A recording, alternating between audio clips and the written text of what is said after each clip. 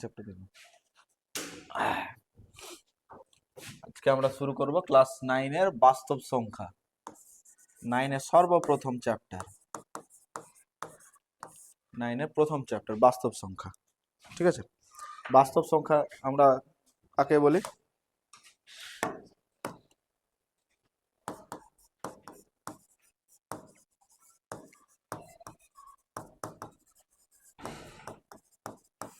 আচ্ছা, আমরা বাস্তব সংখ্যা আমরা তাহলে কাকে বলি? বাস্তব সংখ্যা হচ্ছে সেই সমস্ত সংখ্যা যেগুলা শূন্য থেকে আমরা আমরা এখনো পর্যন্ত গুনতে শিখেছি। কিরকম? শূন্য, শূন্য থেকে শুরু করি তো আমরা। 0, 1, 2, 3, 4, 5, 6 এরকম ভাবে আমাদের কাছে যতগুলো আমরা সংখ্যা চিনি বা জানি, এই চিহ্নটার অর্থ হচ্ছে অসীম। মানে আমরা আমরা যতগুলো সংখ্যা আমরা হচ্ছে মোটামুটি গুনতে পারি তাদেরকে আমরা কি বলি? বাস্তব সংখ্যা। বাস্তব সংখ্যাকে আমরা অনেক সময় আমরা আমরা কি সংখ্যা বলি? আমরা বলি গণনার সংখ্যা। কি সংখ্যা বলি? গণনার সংখ্যা। এবারে এই সমস্ত সংখ্যাগুলোর মধ্যে আমরা আমরা আবার মাঝে মধ্যে লিখি -1, আবার মাঝে মধ্যে লিখি +1, এরকম করে লিখি তো। এইগুলো আমাদের, এইটা হচ্ছে ঋণাত্মক সংখ্যা, এইটা হচ্ছে ধনাত্মক সংখ্যা। এবারে এটা তাহলে আমরা স্যার কি করে বুঝবো? এটা আমাদের বোঝার জন্য আমরা 6 এ শিখেছিলাম সংখ্যা রেখা। 6 এ কি আমরা শিখেছিলাম? সংখ্যা রেখা। তো সেই সংখ্যা রেখার যদি আমরা স্কেল করি, তো সেই সংখ্যা রেখার স্কেলে আমরা মধ্যে আমরা শূন্যকে রাখছিলাম। এবারে সেই শূন্য থেকে আমরা যখন ডান দিকে আমরা যখন যাচ্ছিলাম, তখন আমরা যাচ্ছিলাম প্লাসের দিকে, মানে ধনাত্মক দিকে। আর আমরা যখন বাম দিকে যাচ্ছিলাম তখন আমরা যাচ্ছিলাম মাইনাসের দিকে। তাই এইখানে আমাদের কি কি সংখ্যা আছে? আমাদের একটা আছে নেগেটিভ আর একটা আছে পজিটিভ, মানে একটা ধনাত্মক আর একটা হচ্ছে ঋণাত্মক সংখ্যা। ঠিক আছে, এবারে এগুলা আমরা আমাদের কাছে যতগুলা বাস্তব সংখ্যা ছিল, ঋণাত্মক কিন্তু বাস্তব সংখ্যা না। -1 কখনো কিন্তু আমরা আমরা খাতা কলমে কিংবা আমরা অঙ্কে আমরা করি ঠিকই, কিন্তু আমাদের বাস্তব জীবনে -1 হয় কখনো?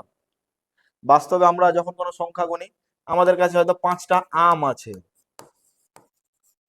এটা তো সবসময় প্লাস, কিন্তু কখনো কি আমাদের কাছে -5 হয়?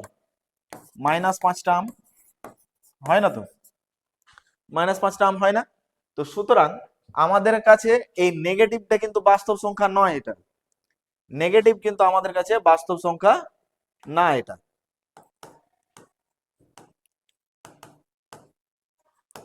আমাদের কাছে তাহলে বাস্তব কোনটা?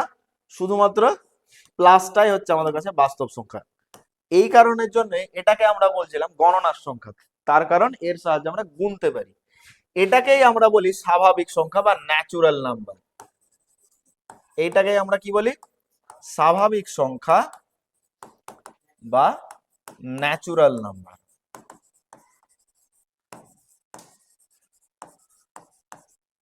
হয়েছে?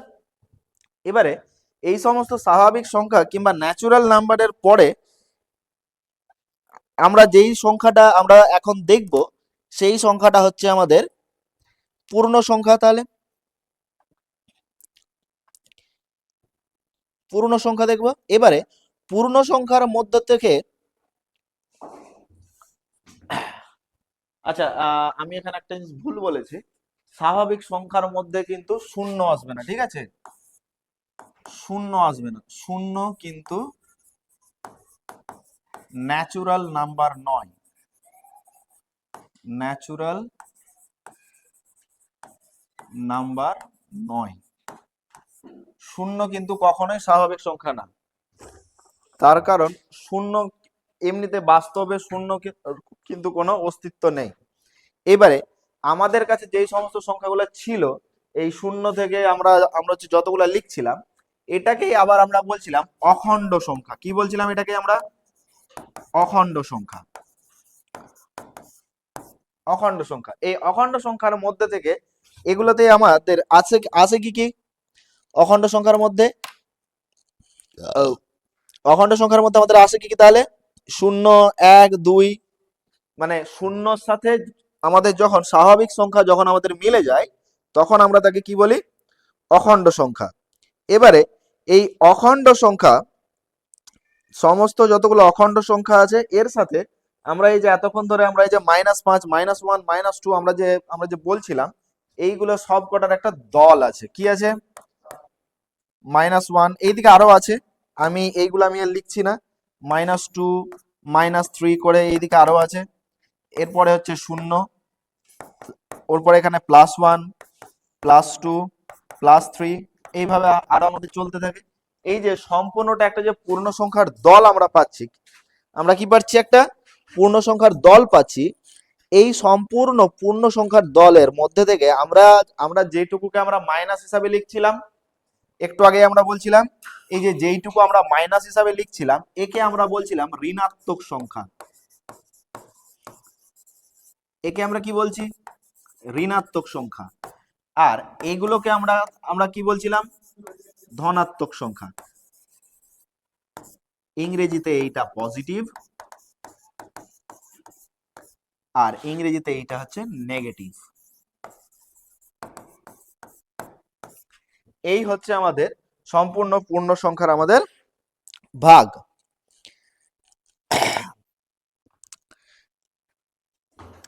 এবারে আমাদের নেক্সট যেই সংখ্যা আসবে সেই সংখ্যা হচ্ছে মূলদ সংখ্যা। কি সংখ্যা আসবে? মূলদ সংখ্যা। মূলদ সংখ্যা আমাদের কি? মূলদ সংখ্যা হচ্ছে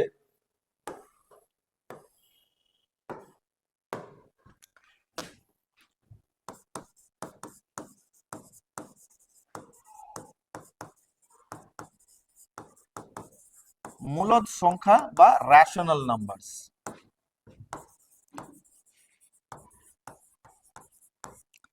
মূলদ সংখ্যা বা রেশনাল নাম্বারস।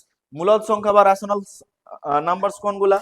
যদি কখনো কোনো সংখ্যাকে পি বাই কিউ আকারে লেখা যায়। কি আকারে লেখা যায়? পি বাই কিউ আকারে লেখা যায়,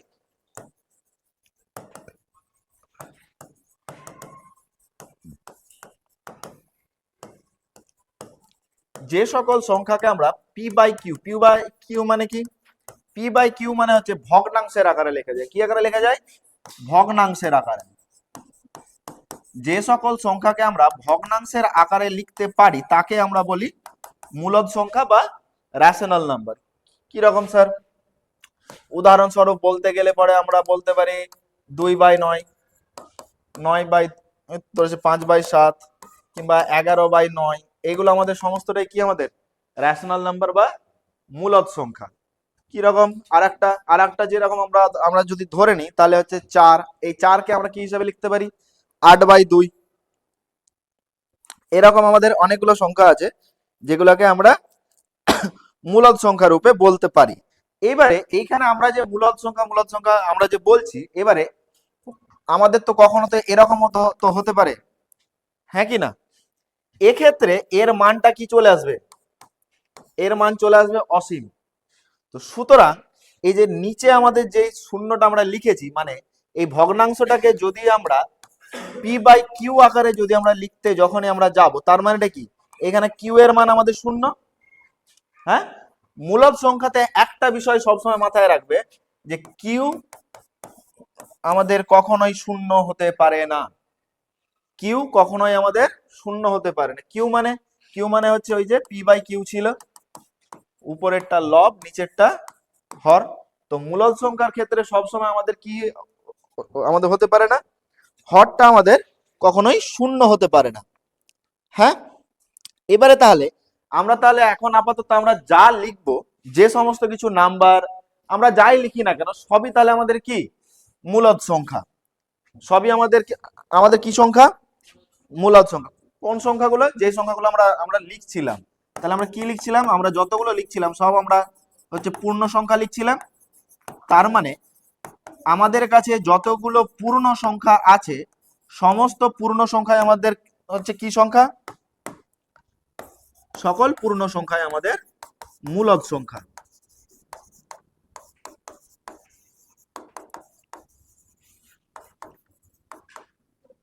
রেশনাল নাম্বারস সংখ্যা কেন লিখছি?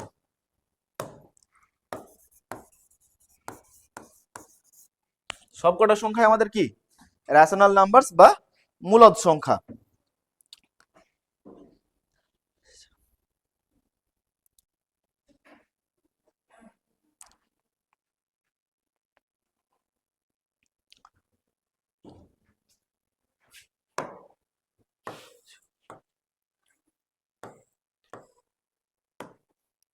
আচ্ছা, এরপরে আমাদের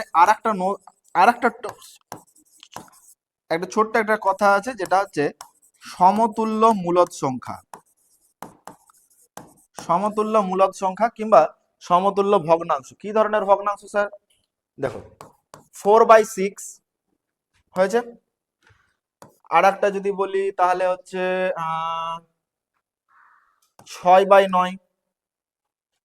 আর একটা যদি বলি তাহলে হচ্ছে 12/18। এই যে এই সমস্ত কিছু আমরা যে লিখেছি, এই যে যতগুলো আমরা এখনো পর্যন্ত এই যে এই তিনটে ভগ্নাংশ যে লিখেছি, এ কটা আমাদের সব কটা তো আসছে 2-3। এখানে আমি 4 আর 6 কাটাকাটি করলাম, কত এলো? 2-3।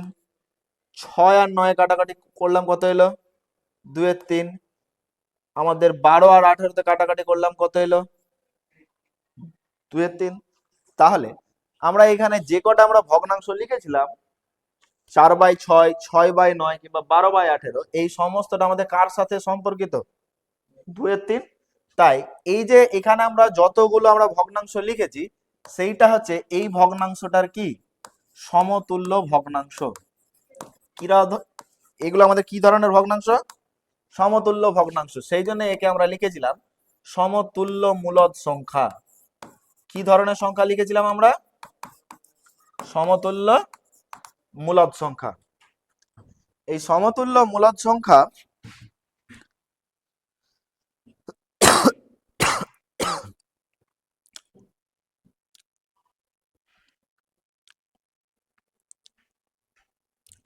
এই সমতুল্য মূলদ সংখ্যার পরে আমাদের নেক্সট টপিক হচ্ছে পরস্পর মৌলিক সংখ্যা।